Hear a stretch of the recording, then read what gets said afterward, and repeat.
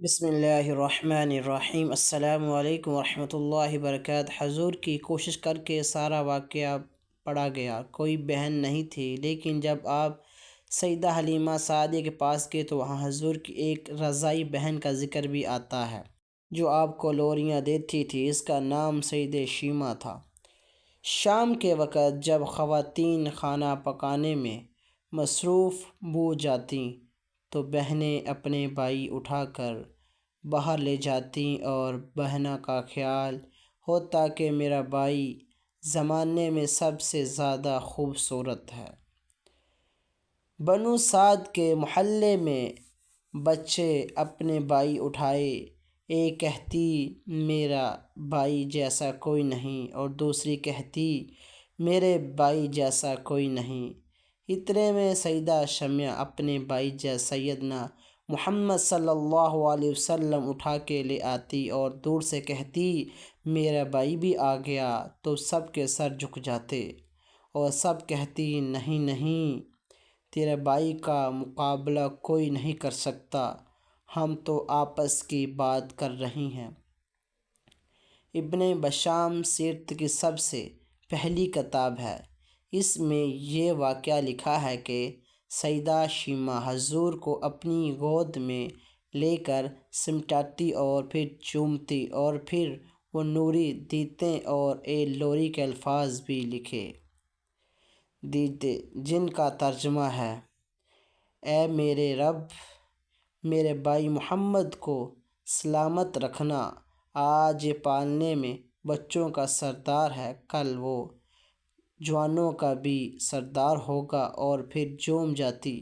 پھر وہ زمانہ بھی آیا کہ حضور عمک چلا گیا اور سیدہ شیمہ بھی جوان ہوئی۔ ان کی شادی بھی کسی قبیلے میں ہو گئی۔ حضور نے اعلان نبوت کیا، 13 سال کا وقت بھی گزر گیا اور آپ صلی اللہ علیہ وسلم مدینہ تشریف لے گئے۔ جب غزوات کا سلسلہ شروع ہوا تو جس قبیلے میں سیدہ شیمہ کی شادی ہوئی تھی، اس قبیلے کے ساتھ مسلمانوں کا ٹکراؤ ہو گیا۔ اللہ رب العزت نے مسلمانوں کو فتح عطا کر دی تو اس قبیلے کے چند لوگ صحابہ کرام رضوان اللہ علیہم اجمعین کے ہاتھوں گرفتار ہو کر قید کر کے دیے گئے۔ تب وہ لوگ اپنے قیدیوں کو چھڑانے کے لیے فدائے جمع کرنے کے لیے گئے۔ قبیلے کے سردار بھی گھر گھر جا کر رقم جمع کر رہے تھے۔ چلتے چلتے وہ سیدہ شیمہ کے گھر پہنچ گئے، جو کہ اپنی عمر کا ایک خاصا حصہ گزر چکا تھا۔ کہنے لگی کہ اتنے میں ایک حصہ آپ کا بھی آتا ہے۔ سیدہ شیمہ نے حصہ کس سے لیا؟ لوگوں نے کہا جو لڑائی ہوئی ہے اس میں ہمارے آدمی گرفتار ہو چکے ہیں۔ باتیں کرتے کرتے کسی کے لبوں پر محمد صلی اللہ علیہ وسلم کا نام بھی آ گیا تو سیدہ شیمہ سن کر کہنے لگی اچھا، تو کیا انہوں نے تمہارے لوگوں کو پکڑا ہے؟ کہا ہاں۔ سیدہ شیمہ نے کہا تم رقم اکٹھی کرنا چھوڑ دو، مجھے ساتھ لے چلو۔ سرداروں نے کہا کہ آپ کو ساتھ لے کر چلیں۔ سید شیمہ کہنے لگی ہاں، تم نہیں جانتے، وہ میرا بھائی لگتا ہے۔ قبیلے کے سردار کے ساتھ جب سیدہ شیمہ حضور صلی اللہ علیہ وسلم کے نوری خیموں کی طرف جا رہی تھی اور صحابہ کرام رضوان اللہ علیہم ننگی تلواروں سے پہرا دے رہے تھے، وہ بندری دور تھا۔ سیدہ شیمہ نے قوم کے سرداروں کے ساتھ جب آگے بڑھنے لگی تو صحابہ نے تلواریں سٹیں اور پکارے اور دیہاتی عورتیں رک جا، دیہاتی نہیں آگے کو جا، رسول صلی اللہ علیہ وسلم ہے کہ بغیر اذان کے جبریل بھی نہیں آتا جا سکتا، تم کون ہو؟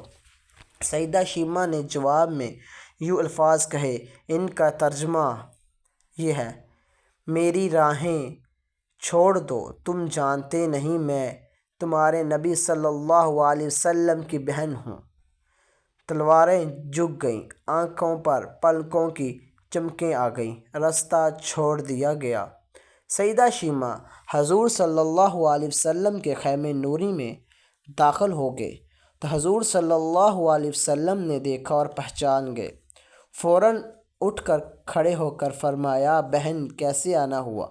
کہ آپ صلی اللہ علیہ وسلم کے لوگوں نے ہمارے کچھ بندے پکڑ لیے ہیں، ان کو چھڑوانے آئی ہوں۔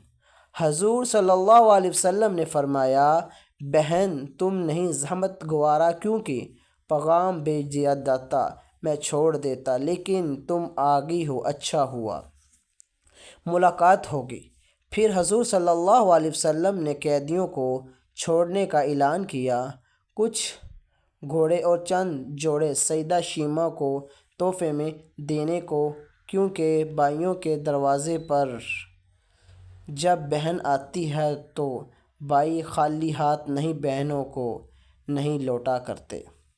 حضور صلی اللہ علیہ وسلم نے بہت کچھ عطا کیا اور رخصت کرنے خیمے سے باہر تشریف لے آئے تو صحابہ کرام کی جماعت منتظر تھی۔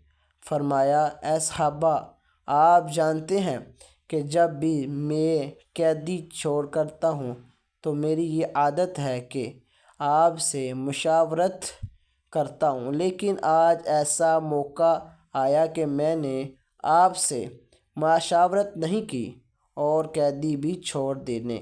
صحابہ نے عرض کیا کہ حضور مشاورت کیوں نہیں کی؟ ارشاد تو فرمایا آج میری دروازے پر میری بہن آئی تھی۔ سبحان اللہ۔